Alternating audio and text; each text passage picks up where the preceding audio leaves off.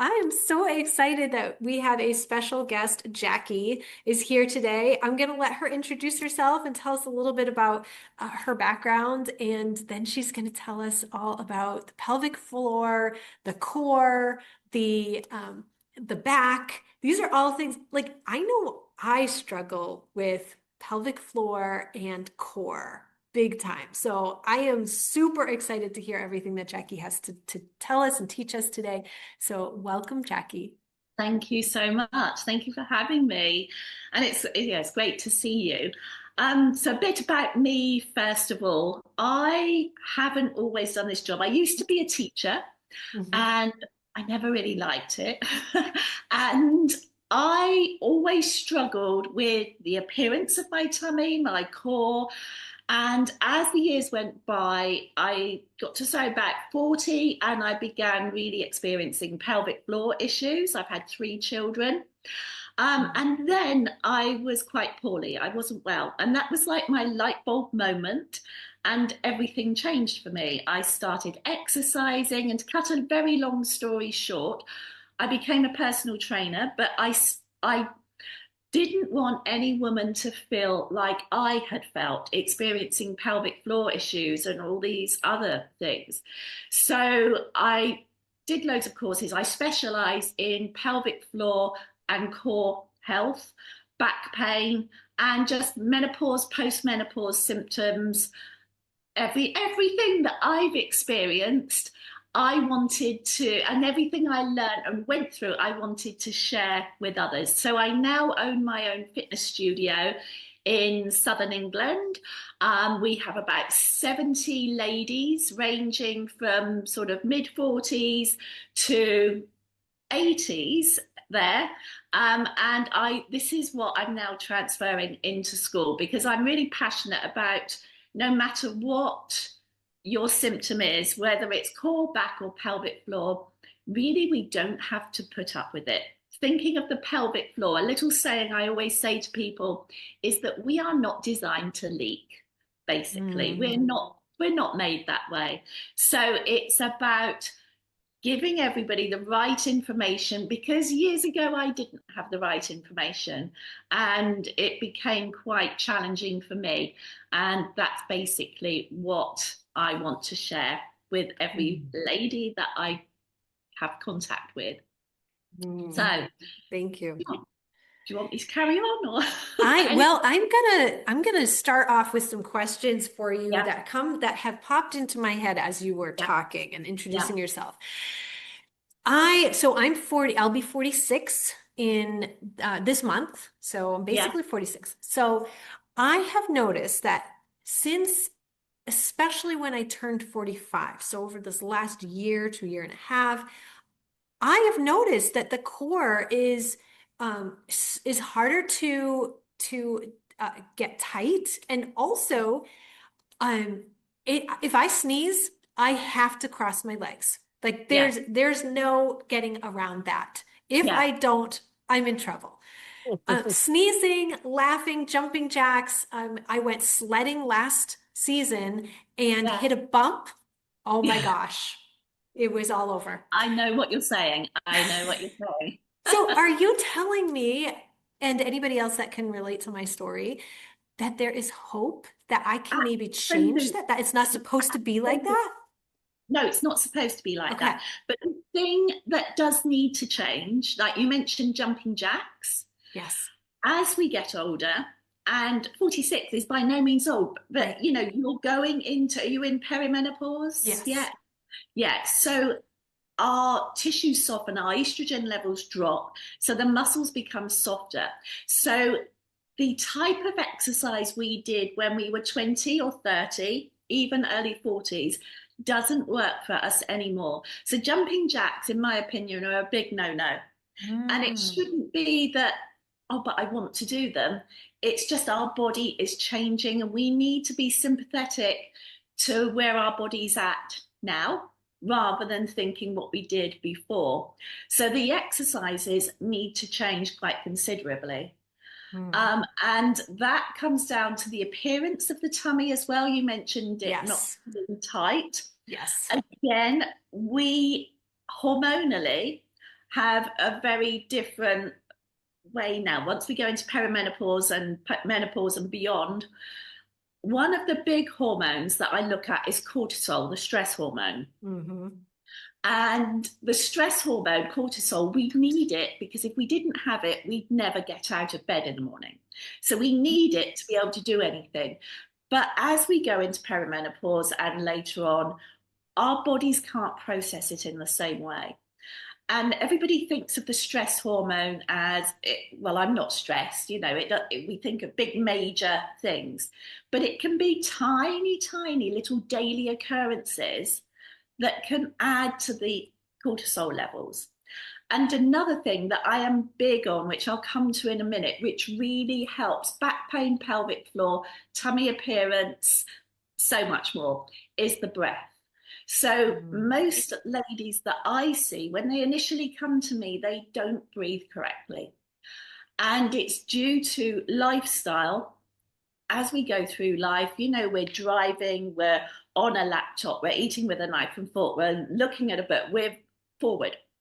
And the breath is one of the major contributors to cortisol, the stress hormone, and also the way our body works, the way our core works, and our pelvic floor. So if we are shallow breathing, so we're breathing more into the chest, the body sees that as a stress. It's a stress on the body. And there's numerous things that are a stress on the body. Not adequate sleep, breathing, not eating enough. You probably see that, Lucy, yes, that maybe some women don't eat enough. It doesn't have to be major stress. Those little things cause a stress on the body. And then the adrenal glands keep pumping out cortisol, the stress hormone. And stress hormone loves to sit, guess where? Around the middle. All right. So that when people talk about menopause belly and all these other things, I don't like that word because it just needs a different approach. And then we can change things and improve the function. Okay. So, yeah. So there's hidden stressors that we don't even think about. Yeah. And that can cause that belly fat accumulation, yeah, right, from cortisol. Now, as far as the belly appearance, that, as we get older, the belly gets bigger, as it seems. Yeah.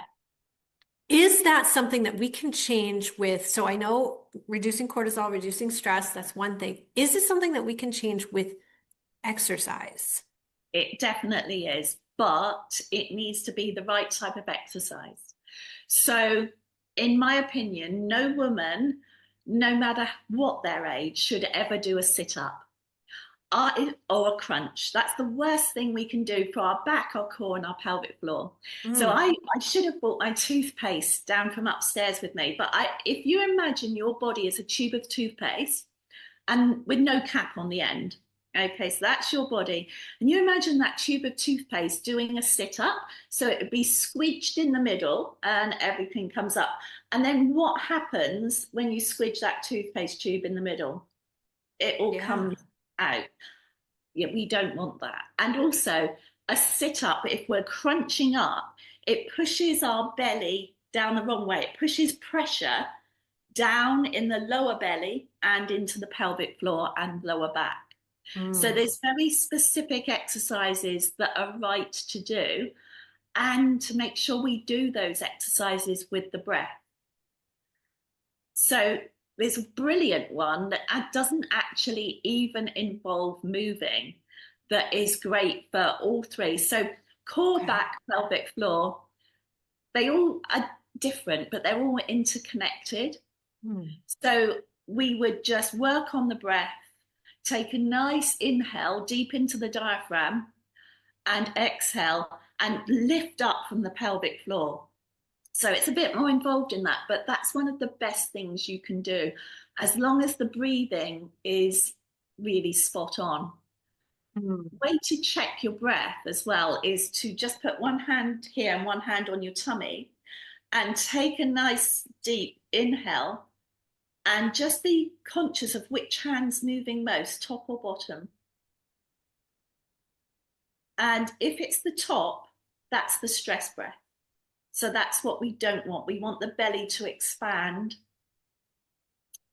because our core is actually from our diaphragm to our pelvic floor, everything in between and round the back. And we think of that core as a cylinder. So we don't want pressure within that cylinder. We want it to keep moving. So if you imagine that's my diaphragm and that's my pelvic floor, and my core and my abdominals are in the middle.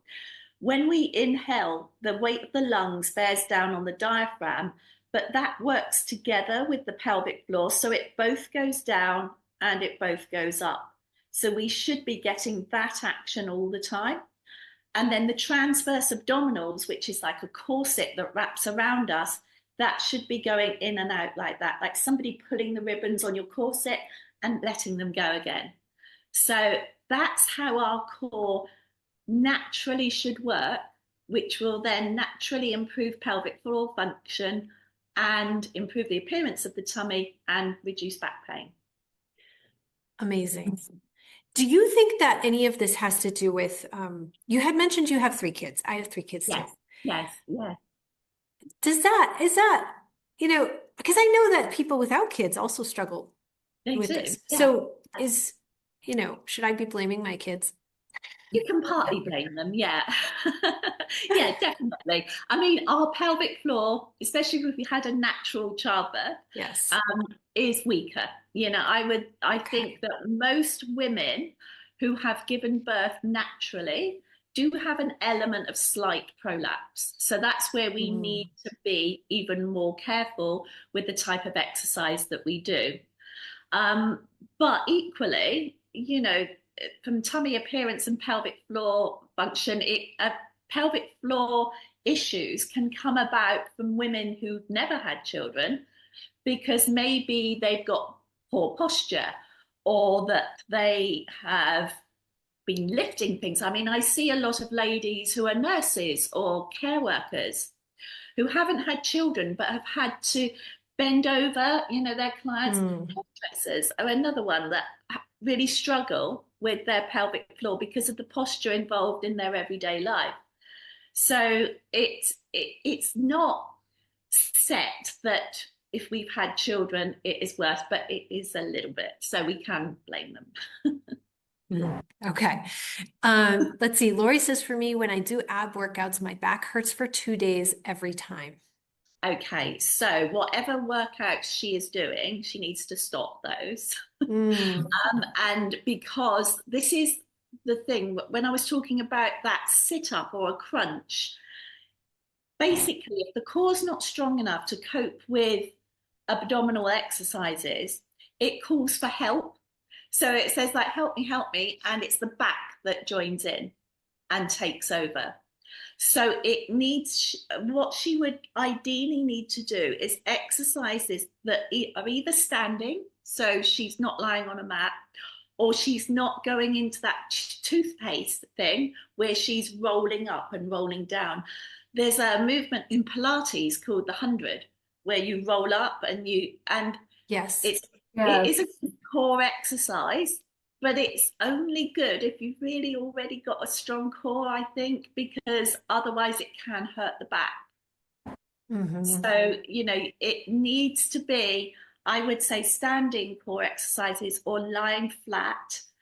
I mean, one you can do is lie on the floor and have your legs at 90 degrees and heel tap.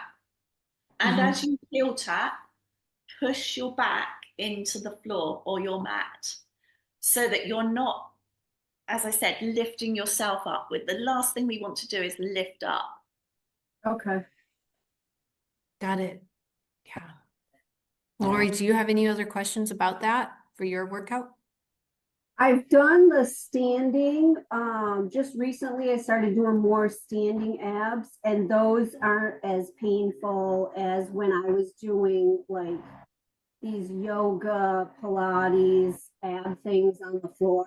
My back would just kill me for like 2 days. Like it was horrible. And I didn't know, I kept thinking, is it just me? But another girl that had done workouts said the same thing. So I was like, okay, it's not just me. It's affecting my back to do these ab workouts. Sorry, is that Laurie? I didn't realize you were here. Sorry. It's okay. I don't have my camera on because I have my screen to do my work. So Yeah, no, that's fine. I just didn't want to sound rude by not knowing you were there. But yeah, so are you doing exercises where you are lifting your shoulders and head off of the mat? I used to, but now I'm doing more of the standing ab workouts. Yeah, It seems to be gentler on my back. Yeah. yes, that would definitely be gentle on your back. And try some ab exercises that are just lying flat. So another good one is if you lie flat on your mat, you can have your knees bent so your feet are flat on the floor, and then just inhale. And you know what a pelvic tilt is? Yes. Yeah, so do that on the mat. So Okay. you inhale as you tuck your tailbone down, and you exhale as you bring it back to neutral. Okay. I think the thing about core exercises when you are experiencing back pain or pelvic floor issues is to not do too much, and actually less is more. And that is for all of us as we have gone through perimenopause and beyond. Less is more. And it's just so, I can't stress enough how much of working your core is about your breath. Okay. It's so important. Does that help a little bit? Yes, a lot. Thank you. Good. Awesome. Thank you. Okay. And then Linda put a comment in, and while we're reading her comment, if anybody else here wants to add questions to the chat, please go ahead. And we also have some questions that came in through the group, so we'll go over those too. And of course, I have a million questions, so we always have mine I too. love questions, so it's good. Good. Linda says, I've been diagnosed with a cystocele. Am I saying that right? Cystocele? Yeah. Is there any hope to improve my issue? Absolutely, absolutely. So, do you know, I know I'm just repeating myself, but it does boil down to the breath and working in a very sympathetic way to that condition. So, you know, again, not doing what she may have used to have done when she was younger. You know, the first test is to do that and that, you know, to see where you're breathing. Are you doing a vertical breath? If I move back a little bit, can you still see me?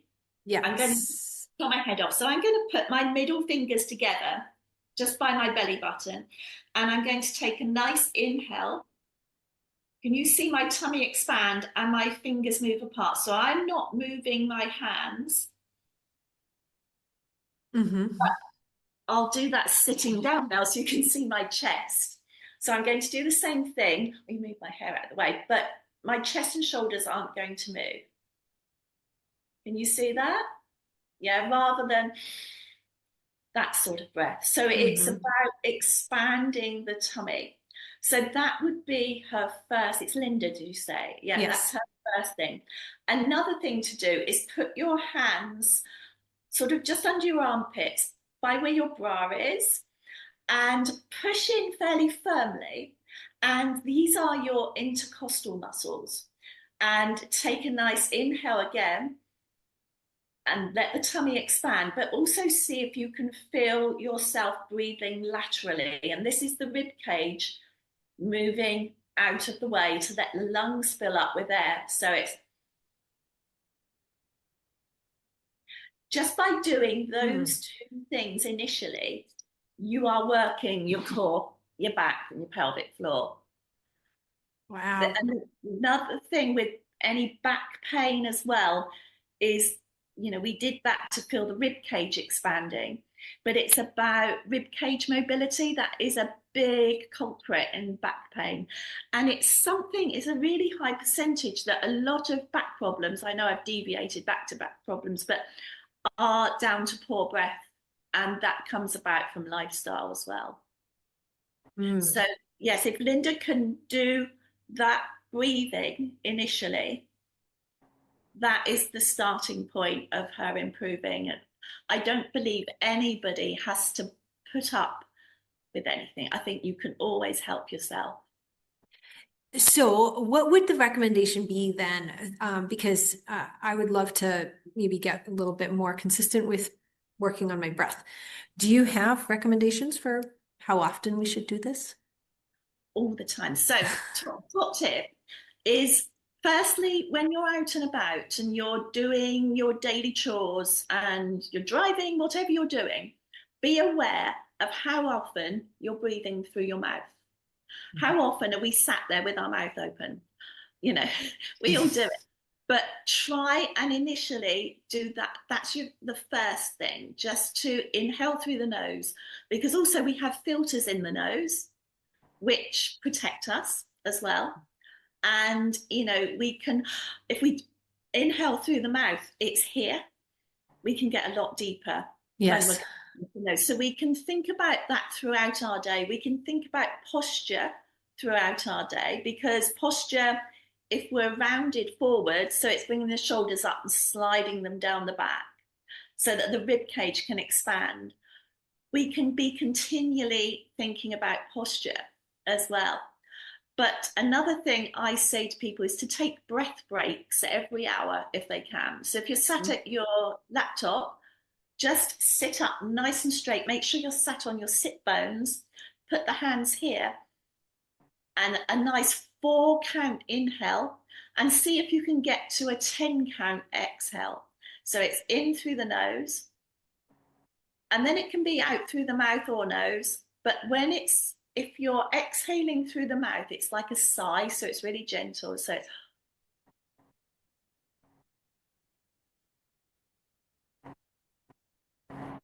Beautiful. they're the first things I would say to do, and then slow the breathing down as well. Love it. That was the first time I've ever tried that, and I could feel I had to concentrate, but I could feel the expansion on the sides, which Yeah, I mean, I yeah. had to kind of concentrate on doing it. So we're Amazing. looking at 360 full round breath. So out to the sides, the tummy out to the front, and also there's a muscle called the multifidus down your back that is responsible for breath. And that's why a lot of people get the back pain, because of that not working, the rib cage not expanding. And if all those things aren't in place, then people with back pains can often, or more than likely, have pelvic floor issues as well, because it's just not all gelling together. I think if you think about back pain, we think about the back. And if we think about a tummy, but everything's interconnected. Yeah. So it all really, from here, that everything works together. And that's what I try and look at, is the bigger picture of, and really, we think about our lungs being responsible for our breath, but it's actually the intercostal muscles at the side, the diaphragm, the muscle of the back. It's everything doing that to support the lungs as we breathe, which works our core. Amazing. So I guess that is the answer to Andrea's question, who posted in the group, is there a link between back and pelvic floor weakness? Absolutely. Yes, I've got her question here. Yeah. I mean, absolutely. I mean, I can look at ladies and know if they've got a pelvic floor issue or not, just by their posture and other things. There's such a correlation between all of it. Yes. So, Okay. and she also put about lifting, didn't she? Yes. Does lifting techniques affect pelvic floor health? Definitely. And this is one of the things that I see with ladies that have never had children, but if they like weightlifting and this sort of thing, then, or they've been a carer or a nurse where they've had to lift patients, then the way we lift has a massive impact. Because say we go and pick a box up and we think it's going to be really heavy. A lot of people would hold their breath and then stand up. But actually, by breathing in and if you think of your core as a cylinder, it's full of air, and then you lift something really heavy and you still hold your breath, you're putting a massive amount of pressure on the back core and pelvic floor because you've got all that pressure built up in there. It's like any cylinder, we'd think it would be just about to explode or something. So what we should do when we go to lift something heavy, we inhale on the way down to lift it. And I always say, think of the E and the X. Exhale on exertion. So you would exhale, breathe out as you go to lift something up. So even if it's a child or anything, always exhale when you lift them up. Excellent tip. Thank you. And how can I journal symptoms effectively to share with a doctor is Andrea's other question. Yeah, so it depends really what Andrea is experiencing. Because somebody else said, how do you know if you've got back pain or pelvic pain? So it's all related. So I think what Andrea, it might be an idea to write down how she's feeling. What are her symptoms? You know, is it lower back pain? Is it in the pelvis? Does she feel tight in the pelvis? A lot of ladies are really tight. So, you know, they can't move their pelvis well. They walk with a tight pelvis. Is it pelvic floor issues as well that maybe she hadn't thought of? Or is it a breathing mechanism? So there's a lot to say there, but I would just daily write down how she's feeling. Lori added to the chat, too much sitting might affect things as well. What is your thought about that? I sit a lot for my job. See, a lot of people, we can't help that sometimes. You know, we really can't help it. But again, every hour, stand up. Or I've got one of these. I sit on one of these, a cushion to make me sit up properly because I take it on a plane and everywhere with me. But it really helps with posture because we need to, as women, sit on our sit bones and sit on our perineum. So rather than we can get like that, or we can be leaning forwards and we can do all these things, this cushion makes me sit up really straight. And I think what we can do is take those breath breaks, put our hands here, make sure our heads, I'll show you from the side. So the position of the head in alignment with the spine makes a big difference as well. So just tucking the chin back and making sure we're not head forward so that our airways are kept clear.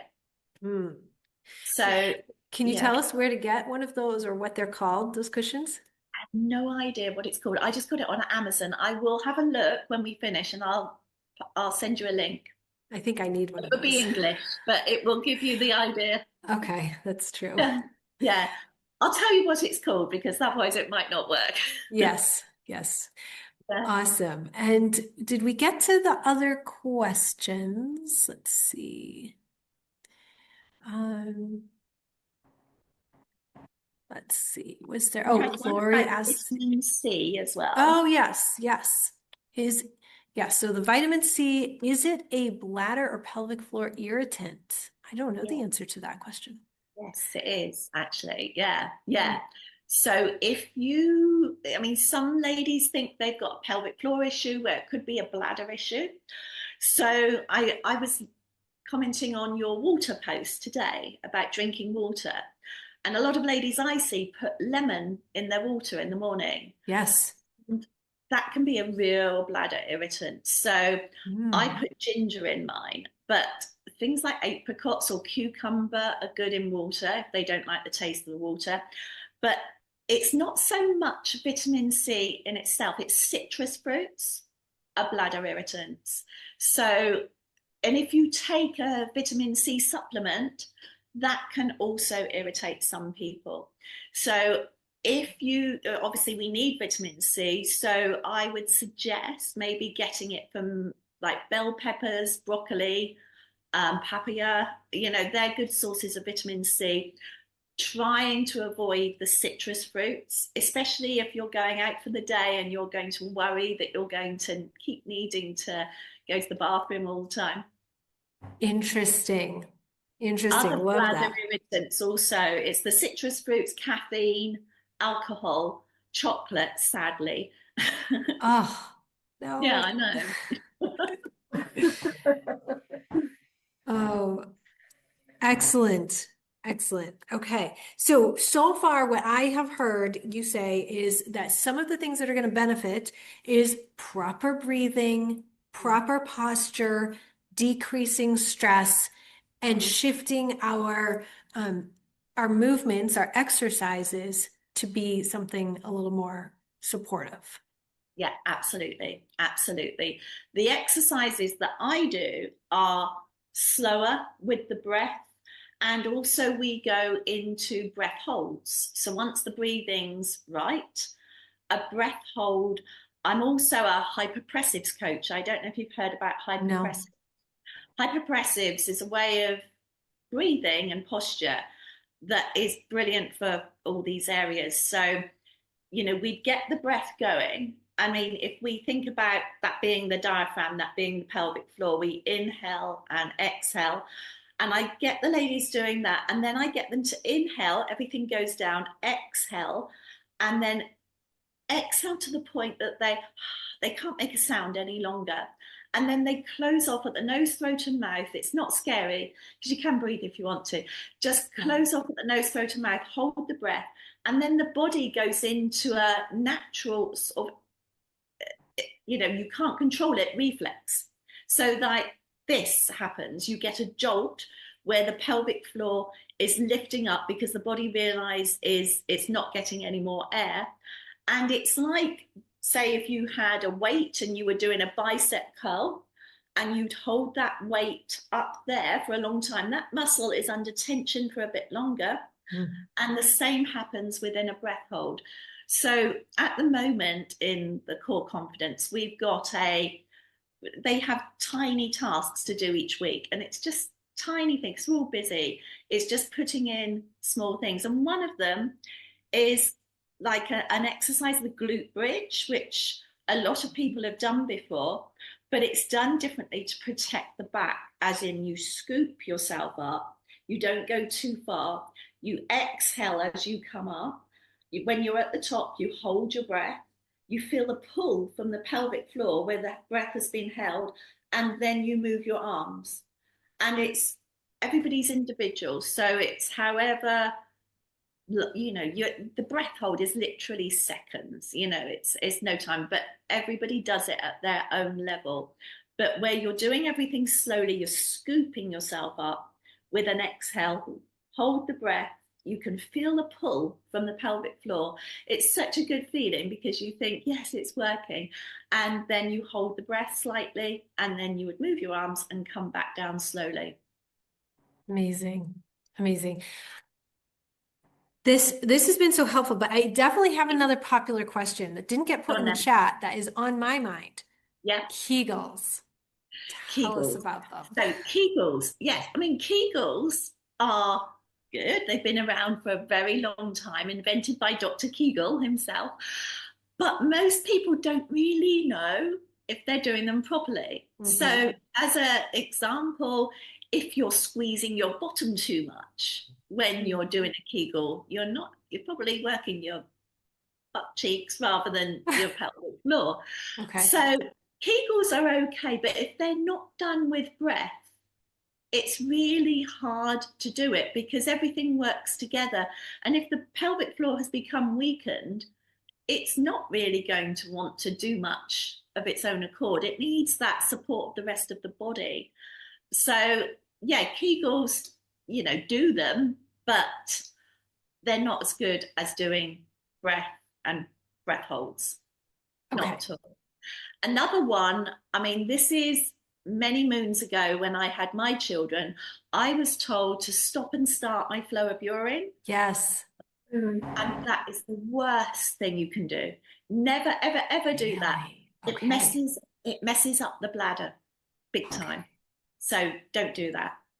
Oh, and talking about that, Never have a just in case pee either. What is it?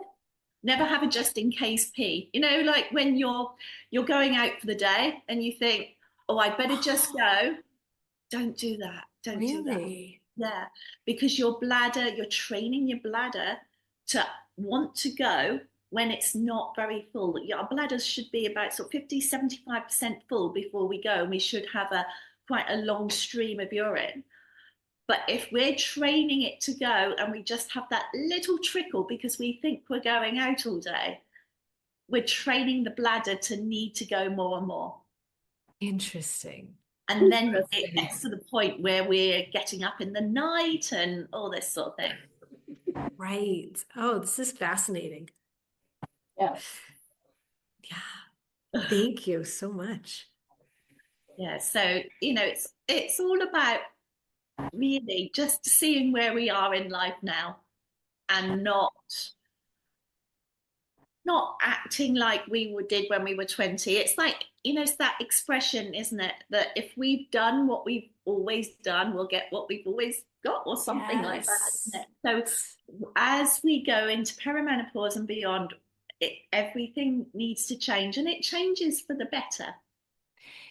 Well, here's another question for you. What if, so taking my circumstances, for instance, where I've noticed over the last year to year and a half, there's been an increase in, difficulty sneezing and, holding my bladder for those types of things.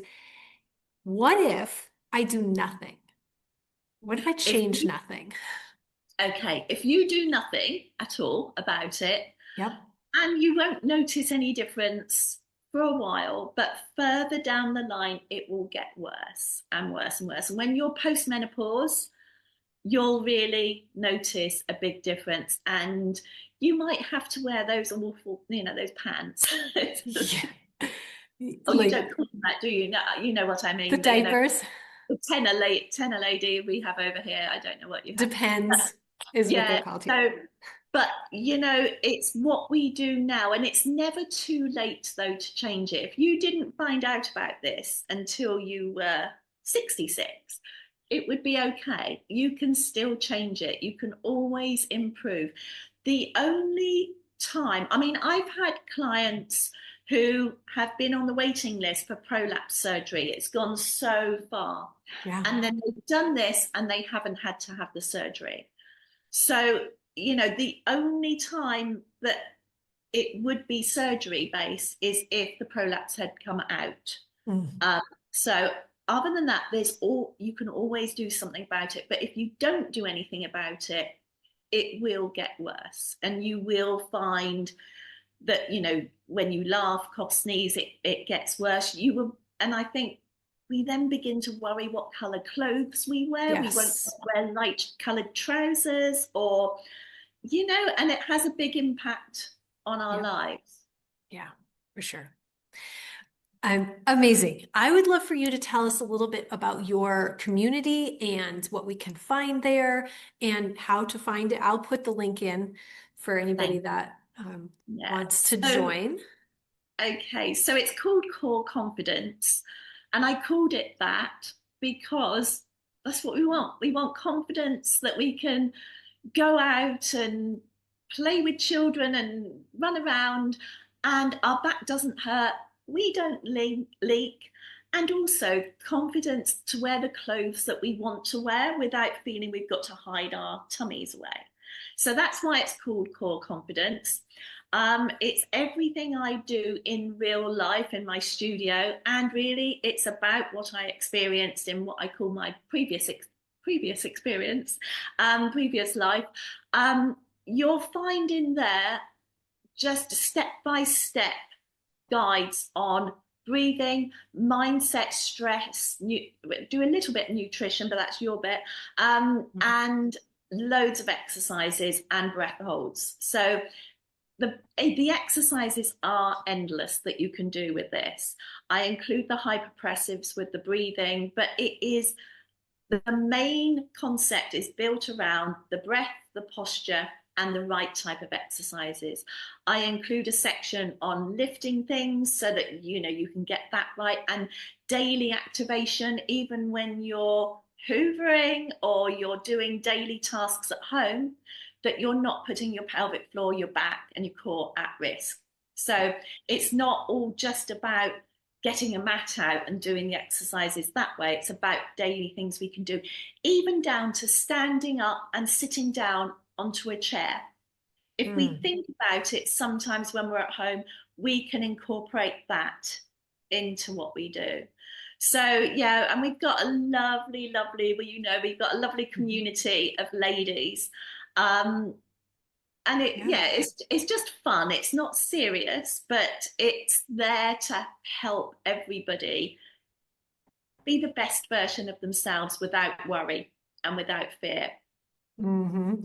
And how much does it cost to join this At community? the moment, it's free. It's free, so come on in. Excellent. I'm in there. I love it.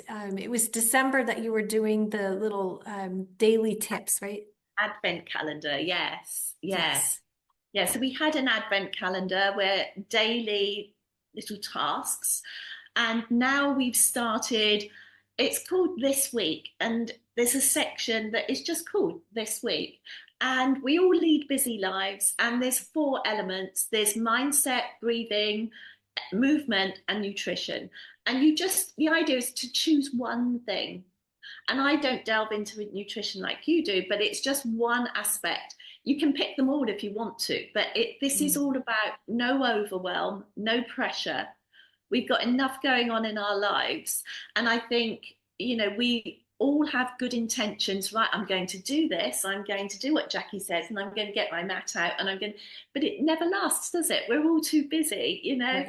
So this is about making it achievable, and that everybody can be successful at it and just work in their own way. It's literally no pressure. So yeah, each week, and then the idea is to monitor how they're feeling and do the same thing for a week. There's lots of other things as well in the courses, but really it's that repetition, get to know it, and then each Monday a new This Week is released of different things to do. I mean, one of the popular ones that's there at the moment, it was one of the Advent calendar ones as well. And I'll just tell you this one, because this is a great one when we talked about stress and the belly and cortisol. Is to, when we find ourselves getting a little bit overwhelmed and everything, is just to sit still, focus on the breath, and just say to yourself in your mind, I wonder what my next thought will be. That's all you have to do. And then focus on the breathing. And it's like that old-fashioned expression of waiting for a bus, it never comes. So use a nice and calm, focus on the breath. I wonder what my next thought will be. I think coming with there. Keep breathing. And then when it comes, you acknowledge it, let it go, and say it again if you've got time. But that space in between you saying, I wonder what my next thought will be, and the thought actually appearing, that's true meditation. And that's where we empty and the cortisol levels drop. The body goes back into homeostasis, which is our happy place. And for that moment of time, and the more we can do that as well, because you're combining the breath with sitting up tall and the cortisol reduction. Amazing. Thank you so much. I think I've been kind of focusing on my breath during this whole conversation here and there, and I already feel like I'm doing something better for myself, and I'm a little calmer. So thank you. And if you practice it, you'll feel that pelvic floor lift. And then when you were talking about the sneezing, keep practicing it, and then you'll notice that you can sneeze and go over on a sledge and the bump, and nothing happens. I can't even imagine that happening now. So this is definitely something I'm going to work on. Yes. Good. Yeah. Well, thank you so much for being here today. If anybody else has any quick last thoughts or comments, unmute and let us know, and we will wrap this up and let you go. And I know it's a lot later where you are, because you're in the UK. It's 5:45 in the evening. And I'm just gonna go have my lunch. Oh, lovely. It's been, I know I shouldn't complain because I saw the snow that you had, Yep. but we had snow yesterday. It was quite exciting, but it's so cold. Yes, yes, we have snow pretty regularly right Yeah. now. Well, thank you so much for coming, Thank Jackie. you for having This was, me. yeah, this was really helpful, informative, and I feel like it was very hopeful, especially There me, is hope. Yeah. yeah, where I am trying to figure out, what to do for my situation. I feel like I Yeah. have so much more hope now, and I have some tools. So Yeah. thank you. I There is encourage everybody always listening to, yeah, join the community, join Jackie's come community. on It's in. I'd very, love to see you in there. And there is hope for everybody. That's my whole thing. We as women, we don't have to put up with it. We really don't. excellent. I love that. Thank you so much, Thank Jackie. you so much. And thank you, Thank everybody. you. Thank Yeah. you. Yeah, you're welcome. All right, I will talk to you, Jackie, later. And oh, for anybody else that is listening still, we have a joint. I'm going to be live in Jackie's Yes. group in Core Confidence. I think we Next week. picked a date next week. Yeah. Yeah. Yes, so excited for that. Yes. Yeah. Oh, is it Wednesday next week, isn't it? I have it on the calendar, but I don't know. Yeah. I'd have to look. Something like that. Sounds good. All right. Okay. Thank you again. Thank Bye. Thank you. you. Bye-bye.